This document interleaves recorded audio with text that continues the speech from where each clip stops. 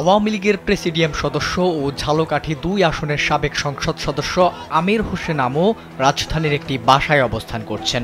এমন সন্দেহে একটি ভবন ঘিরে রাখে শিক্ষার্থীরা। রোববার দিবাগত রাত ১২টা থেকে ভোর ৪টা পর্যন্ত রাজধানীর বসুন্ধরার সি ব্লকের একটি ভবনের চারপাশে অবস্থান নেন একদল শিক্ষার্থী।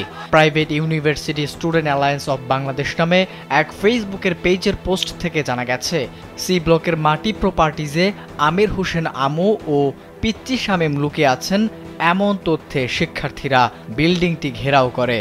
এ সময় ভেতর থেকে আরেকটি পক্ষ শিক্ষার্থীদের উপর হামলা চালায়। পরবর্তীতে সামাজিক যোগাযোগ মাধ্যম ও ব্যক্তিগতভাবে যোগাযোগ করে আরও শিক্ষার্থী জড়ো হয়। প্রায় ২ ঘন্টা পর ভেতরে থাকা অপরপক্ষ পেছনের গেট দিয়ে বেরিয়ে গেলে শিক্ষার্থীরা কাউকে না পেয়ে রিসিপশন ও অফিসে ভাঙচুর চালিয়েছে। এর আগে ১৪ দলের সমন্বয়ক আমির হোসেন আমুর বিরুদ্ধে অস্ত্র, বিস্ফোরক ও বিশেষ ক্ষমতা আইনে নালিশি মামলা হয়।